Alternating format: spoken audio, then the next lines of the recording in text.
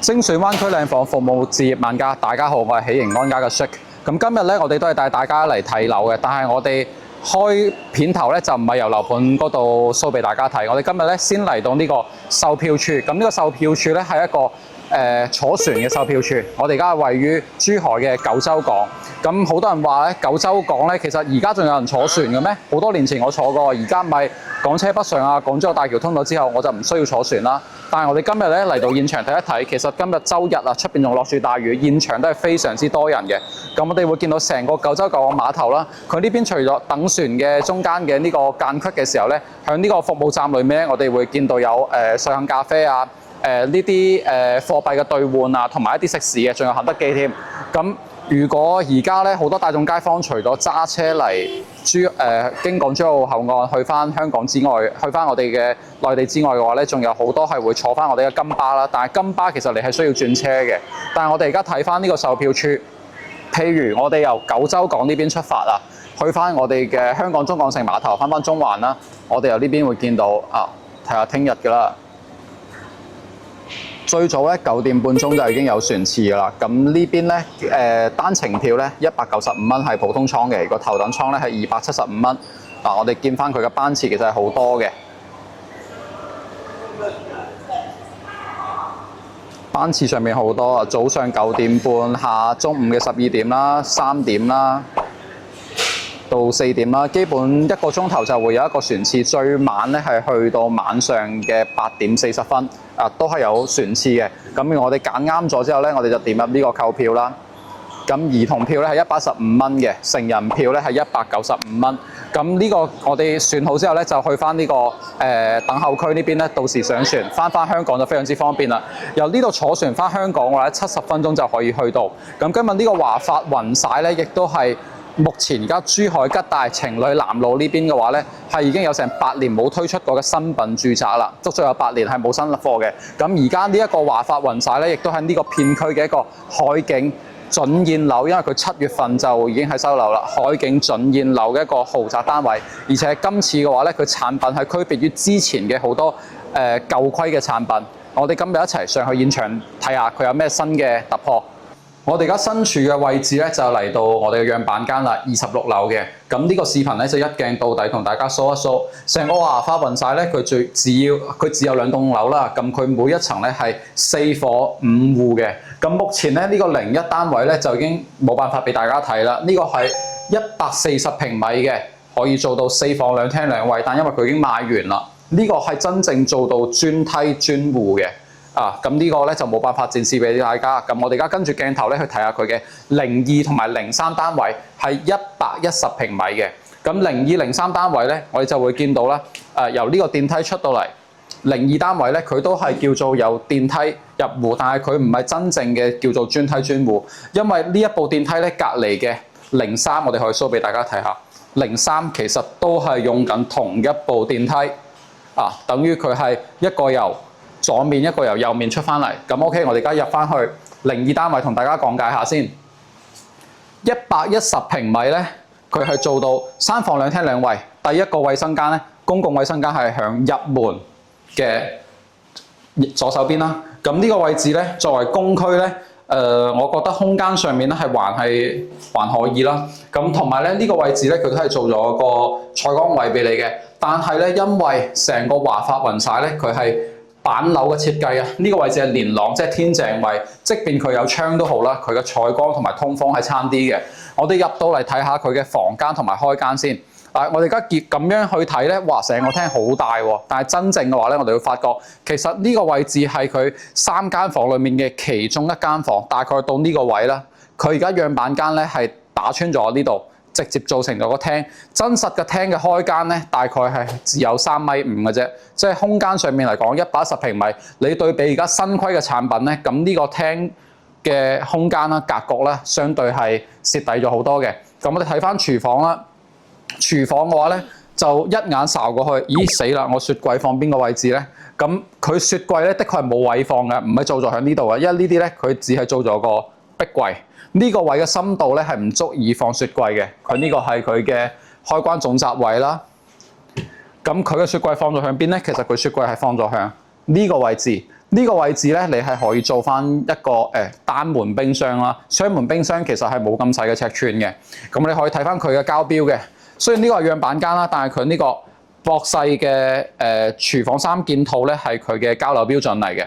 咁我哋會見到比較少有咧，佢係一個三眼灶台啊，抽油煙機、灶台同埋呢個抽拉式嘅碗櫃啦，都係博世嘅。咁我哋睇翻佢成個雲璽咧，其實佢主要真係唔係賣產品使用率嘅，佢係賣景觀。我哋由陽台呢邊出去睇翻先。哇，好重啊！呢個 YKK 嘅門啊，咁樣開。嗱，我哋個鏡頭 show 出去俾大家睇下，呢個就係好多大家喺 Facebook 啊、YouTube 上面睇到嘅一個景觀啦。真正嘅遊艇灣仔碼頭景。啊！前面咧，我哋見到港珠澳大橋，咁成個雲璽咧，佢所有嘅產品咧，都係270度望海景嘅，即係廳啊、房間啊，甚至係衛生間嘅窗咧，都會望到出邊嘅海景。咁佢係真正做到有山景啦，但係我哋會見到佢有個後面北面咧有個洲際山嘅山景。我哋而家呢個咧係位於東南向嘅海景單位。成個珠海咧，雖然佢係海濱城市，但係如果你話一線嘅海景單位咧，其實仲有珠海華發嘅格力海岸啦，但係講緊嘅係一線嘅海景，而且咧佢嘅景觀相對單調一啲，佢只有海景。呢邊咧，我哋除咗海景、橋景、灣景，我哋仲有城市景。北面咧，我哋仲有佢嘅山景，洲際山山景。咁呢個咧，我相信先至係我哋成個華發雲璽嘅核心嘅賣點。而且咧，我哋會見到呢個陽台咧，同一般嘅陽台上面咧係有啲區別嘅。佢成個外觀咧，佢係一個弧形嘅設計，弧形設計嘅外觀嘅陽台。咁我哋頭先向下面望上嚟啦，冇咁直觀。大家咁樣睇咧，就會見到，呢度係一個弧度嘅。如果以後需要封窗嘅話咧，其實呢個封窗難度係加大咗嘅。咁當然啦，喺呢個位置咁特別嘅地段咧，可唔可以封窗都係一回事。我哋睇下佢裡面嘅房間先啦。因為好多人咧拍片咧都係陽光最燦爛嘅時候，我今日就特登揀一個落雨嘅時候拍俾大家睇下佢嘅採光同埋佢嘅景觀。嗱，咁呢間房咧就係佢嘅第一間客房啦，亦都係佢問題最大嘅一間房。呢個位置咧，佢係個窗簾位啦，但係頭先講過呢個係個連廊嘅位置。咁其實呢個窗你哪怕打開個窗簾都好，呢個位置係冇採光通風嘅，因為佢係個天井位，所以佢成間房嘅會相對暗一啲。嗱，咁我哋睇翻呢度，佢係110平米嘅主人房啦。110平米嘅主人房咧，我哋見到佢空間利用上面係非常之合理嘅。呢度咧做咗一面嘅櫃啦，咁呢個儲物空間我覺得係夠用噶啦。飄窗呢度咧，佢係好深嘅，一般可能係60公分左右啦，但係佢呢度足足去到80公分咁大嘅飄窗。但係當然啦，因為佢係舊規產品，呢個位置係唔可以打咗佢嘅，即係換言之，你呢個位置係唔可以做成一啲櫃體嘅。或者直接利用起身，因為如果呢個位置俾我嘅話咧，我就會喺呢度裝張按摩椅，裝住張按摩椅望住出邊嘅海景。嗱，同埋仲有一個問題咧，雖然佢喺三邊上床位啊，但係我哋會見到佢嘅衛生間咧係正對床頭嘅。咁當然啦，如果有介意嘅話咧，呢個位置咧你可以做翻一個 L 型嘅衣櫃去擋一擋。咁我哋會睇翻110平米嘅，雖然講係豪景嘅。豪宅嘅海景單位，但係我哋會見到成個空間上面咧，勉強係夠用啦。但係如果你想話放浴缸咧，係冇可能放得到嘅，係冇咁大嘅 size 俾你去放。但係我哋見到好多細節上面啦，佢成間屋咧，無論係地板啦定係牆身啦，基本都係用咗大量嘅玉石去堆砌嚟將佢嘅呢個質感啦去提升嘅。呢個係110平米嘅3房2廳2衛嘅單位。咁目前嘅話咧，110平米嘅售價咧，均價咧大概係去到32,000蚊到啦，咁佢 total 總價咧大概係360萬就可以買到啦。0203咧都係110平米嘅，咁我哋而家跟住鏡頭，我哋去睇下佢嘅04單位123平米嘅鏡頭，一鏡到底啦，就由呢邊行過去就係啦。嗱，呢個我哋就唔去睇啦，呢個03單位咧同頭先一樣嘅，係110平米嘅。嗱，前面咧就係佢嘅04單位。123平米。嗱，咁呢個咧電梯咧其實係同05單位共用嘅。05等下我哋會 show 俾大家睇。呢個係123平米，咁據銷售去講啦，亦都係目前去貨相對慢一啲嘅單位嚟嘅。咁呢個123平米咧，我哋見到一入嚟佢呢個位置咧係做晒一個壁櫃啦。咁呢個咧，我哋而家見到嘅就係佢真正嘅交流標準啦。佢全部係有裝晒呢個智能面板嘅，呢個華發雲晒咧，咁佢用嘅系統咧係摩根嘅。咁全屋會有中央空調啦，呢個智能面板可以控制到燈光、空調，呢啲都係用到嘅。同埋我哋睇翻呢一個景觀啦，廚房相對頭先110平米嚟講咧，呢個就會大翻好多啦。L 型嘅廚房。咁今次咧，佢呢個空間咧就有位置俾你放雪櫃啦。到時我哋雪櫃可以放翻向呢個位置，呢個位置咧係可以放到雙門嘅冰箱嘅。咁同埋佢出到嚟呢個位置咧係有一個生活陽台啦。咁呢個生活陽台咧，如果我哋想將個廚房做大啲，亦都可以推咗出嚟。唔推出嚟嘅話咧，睇翻呢個位置，我哋可以放翻啲洗衣機啊、烘衣機之類嘅都冇問題。咁一樣嘅，成個雲晒咧板樓設計，呢一個123平米咧，佢一樣係南向嘅，而且係東南向。我哋由陽台呢邊睇翻出去，一樣會見到好無敵嘅景觀啊！我哋而家咁講呢啲咧，就唔係叫一線海景啦，我哋係直接一面海景，會見到城市景、灣景、碼頭景、橋景、海景，一覽無遺。因為今日咧頭先講到啦，我特登揀個落雨嘅時間，因為頭先仲係落住好大雨嘅，落雨時間拍俾大家睇下。喂，天晴氣朗嘅片我已經睇過好多啦。如果落大雨嘅時候，又會見到啲咩景觀啊？咁我哋今日就 show 俾大家睇一睇。其實哪怕係落雨啦，佢呢個海景嘅觀賞度都係非常之高嘅。我哋再入嚟睇翻佢嘅另外3間房先，123平米咧，佢都只係做到3房2廳2衛。呢一個位置咧係留翻咗俾你，到時收樓嘅時候可以喺呢個位置做翻個儲物櫃。呢間房咧就係佢其中一間客房啦。咁呢間房其實講真係比較細嘅。如果你要做床，當然都可以做到，但係僅限於放啲榻米床啊，或者係定制 size 嘅床。嗱，呢個位置咧一樣嘅，佢係。就係會連通翻頭先嘅嗰個生活陽台嘅位啦。咁如果呢個位置你係做晾曬區或者洗衣機嘅話咧，其實呢個位置係呢間房係有一定影響嘅。個人建議嘅話咧，如果真係住嘅人數冇咁多，呢間房你直接打通佢，或者做一個多功能房就 OK 啦。咁呢度係佢第2間客房啦。嚟到呢間客房咧，佢就正常好多啦，因為呢間客房咧佢嘅空間尺寸，我哋可以睇一睇。係冇問題嘅，唯一詬病咧就係我哋會見到，咦，點解呢個位置又有好多柱位啊？123平米嘅咧，我睇完之後就會發覺成間屋嘅呢啲咁嘅柱位係承重牆嚟嘅，咁呢啲柱位係比較多，亦都會影響到你嘅家私嘅擺放嘅。我哋再嚟睇下，佢嘅呢個工位，佢工位咧就係響。唔係好似頭先110平米，一入門口就有，就喺呢個位置咧就做到個工位，咁到時可以方便2間房人去用。但係佢呢個衞生間咧咁近之餘咧，到咗我哋主人房入翻嚟，主人房亦都會有個套間。其實主人房個套間就係喺呢度。其實呢2個衞生間嘅分佈咧係非常之近嘅。咁呢一個主人房咧，佢做翻3邊上床嘅位置係冇問題。我哋見到啦，主人房由呢度望出去嘅話咧，都係無敵嘅一個海景啦。跟住呢邊嘅衣櫃嘅儲物空間咧，就相對合理好多啦。而且呢個儲物性咧、實用性咧都係好高嘅。呢個係我哋123平米嘅樣板房嘅展示啦。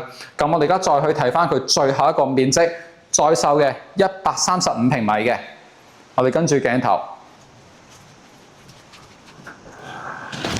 嗱，135平米嘅咧，就係由呢度入嚟。頭先講到啦，123平米嘅同呢一個135平米嘅用緊同一部電梯嘅。其實佢呢個打咗個擦邊，就唔係真正嘅專梯專戶。我哋入到嚟之後咧，其實而家呢個135平米嘅就係目前在售裏面除咗140平米之外賣得最火一個產品啦。135平米，我哋會見到佢呢個 L 型嘅廚房啦，係非常之大嘅。咁呢個位置咧，你會見到，放雙門冰箱冇問題。呢一個空間咧，本身係個陽台嚟嘅，到呢個位置本身係個陽台。如果我哋可以參照翻啦，包括頭先123方嘅，你想可以做到咁樣都冇問題。即係呢度做翻一個洗手台啦，或者我哋嘅洗衣機啊、烘衣機啊，或者我哋嘅燃氣爐啊，呢啲位置可以全部 set 翻喺呢度，或者將佢通開，直接做成一個大啲嘅廚房都冇問題。咁我哋呢度咧會放到一張其實可以容納6人嘅6人台啦。但係呢個空間咧，因為佢本身嘅入門到呢個嘅位置咧，其實唔係進深好大，所以如果你呢度如果要放6人台嘅話咧，都係放張長台會方便啲。如果你放圓台嘅話，其實你將凳拉出嚟，你個人已經定到呢度，呢度就係你嘅門口。所以佢嘅空間上面咧就唔係咁好用咯，因為始終佢係舊規產品啊嘛。嗱，咁我哋嚟呢度睇翻啦，咁成個廳真正嚟講係冇咁大嘅，一樣啦。佢將呢間房剝咗，本身呢個位置到呢度係佢嘅其中一間房，135平米咧，佢係做到4房嘅。呢個係佢最細嘅房，佢打完之後咧，成個廳嘅開間就可以去到3米8、4米啦。啊，咁呢一個開間嘅話咧，就會感覺成個景觀啊、視野啊，同埋住起身嘅舒適度會多好多。咁呢度咧係做咗一間客房嘅，呢間咧一般就打造成為兒童房啦。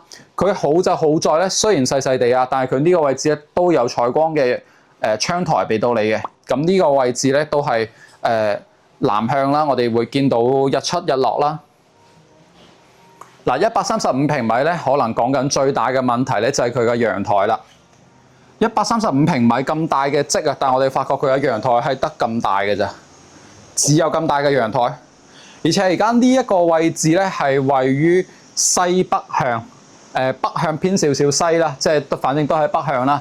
咁亦都係目前而家呢一個單位售價最平，佢嘅單價咧只需要係28,000到3萬蚊就可以上車買到啦。呢一個就係佢而家比較受追捧嘅原因之一啦。因為佢其實都會見到海景，只不過咧佢嘅朝向係由南向變咗去北向，而且呢個位置咧係比較通風嘅。我喺呢度亦都可以感受到。啊，我哋再入嚟房間呢邊睇下先。目前咧呢一套135平米嘅話咧，28,000、3萬蚊嘅單價咧，佢總價只需要係去到400萬左右，佢就可以買到啦。咁呢個咧係佢嘅主人房啊，主人房一入到嚟咧就係個套間。咁多個衛生間咧，我覺得呢個套間分佈係最合理嘅，我個人係最中意嘅。而且佢呢個位置咧一樣係有一個採光嘅窗口俾你啦，係可以見到海景。入到嚟之後咧，3邊上床，呢個床嘅 size 咧可以做翻一個標準嘅 king size 啦。跟住我哋呢個飄窗位咧，我哋如果坐翻喺呢度望翻我哋嘅海景嘅話咧，同埋呢個島嶼景嘅話咧，都係好靚嘅。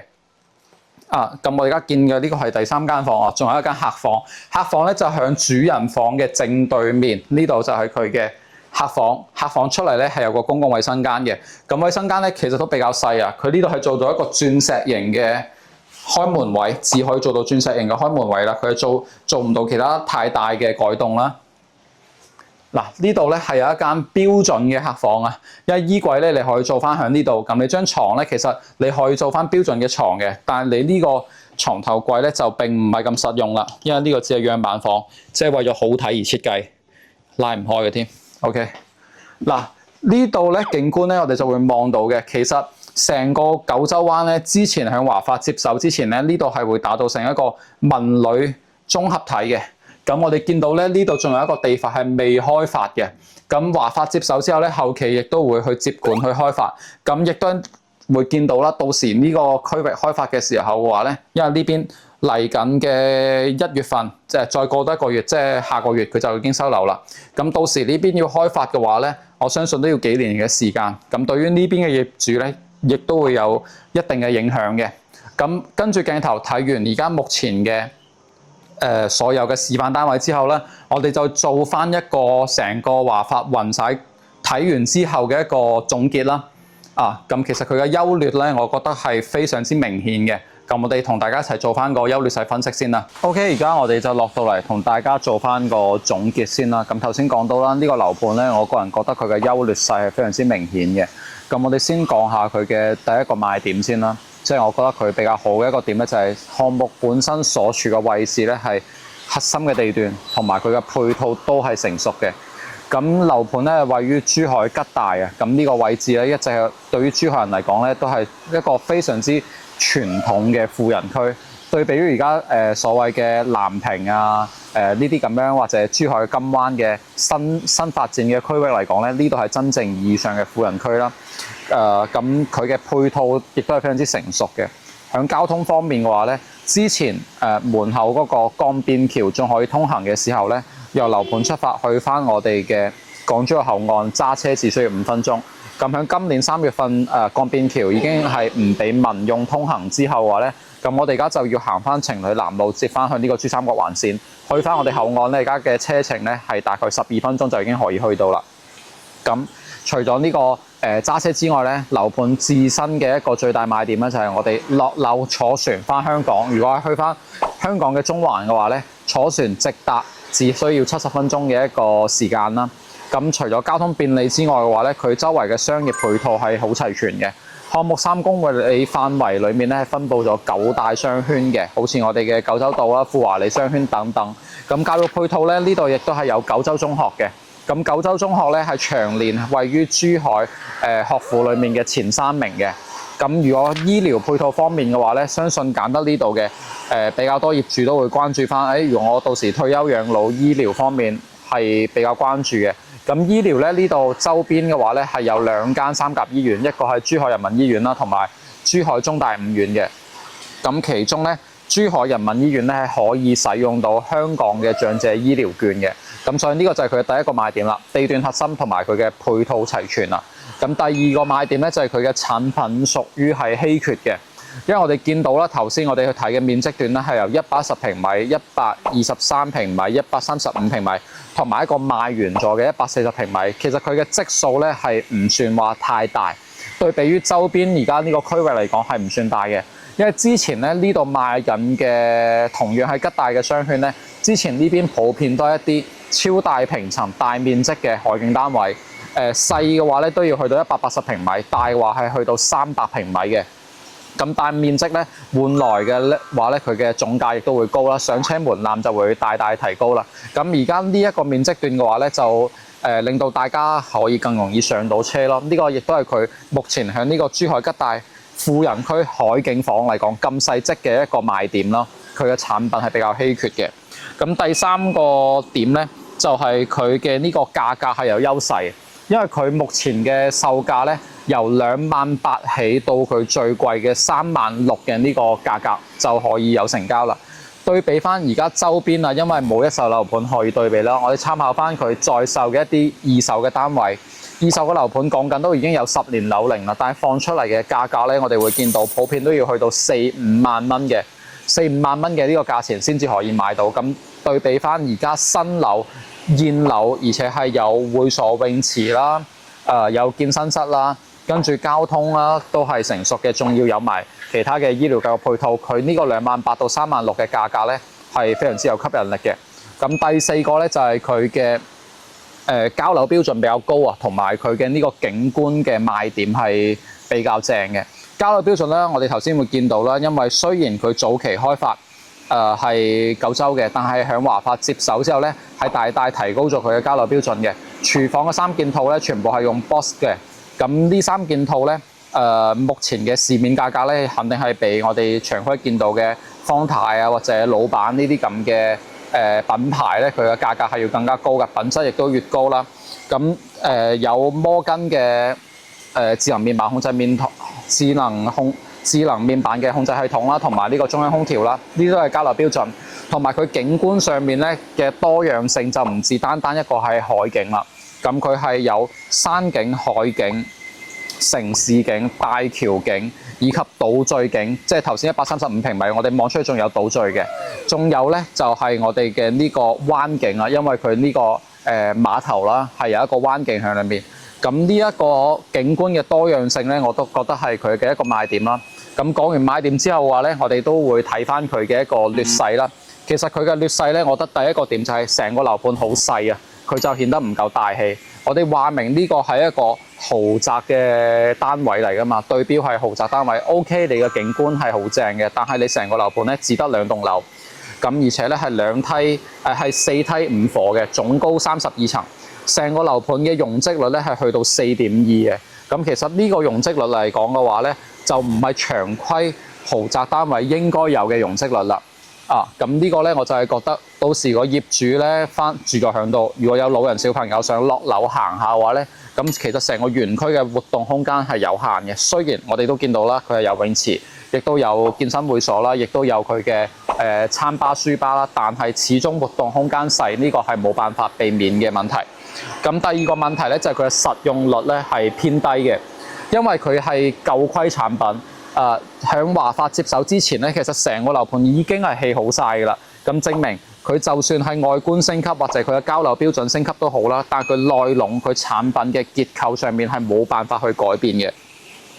110平米嘅到140平米嘅綜合嘅實用率咧都係唔夠80%，我哋計咗下啦，大概係只有78%。對比於而家嘅新規產品，喐唔喐就話過百嘅實用率咧，咁呢個實用率上面係好蝕底嘅，呢個係佢第二個嘅劣勢啦。第三個問題咧就係佢嘅噪音影響啊。雖然講到咧，我哋嘅船啦，最晏係到晚上嘅8點零鐘啦，但係其實我哋見到咧，響等候船嘅時候咧，門口嘅人流、車流啊、的士啊呢啲都係非常之密集嘅。咁呢個對於噪音影響嚟講，我覺得多少都會有咯。咁如果係要揀翻樓層嘅話咧，我哋會見到點解當時嘅中層會賣得比較好啊？其實而家剩翻嘅都係啲低樓層同埋中高層嘅，亦都可能係會考慮到噪音嘅影響嘅。咁第四點咧，我覺得回歸翻最實際嘅一點咧，就係佢嘅產品力，我覺得都係相對不足嘅。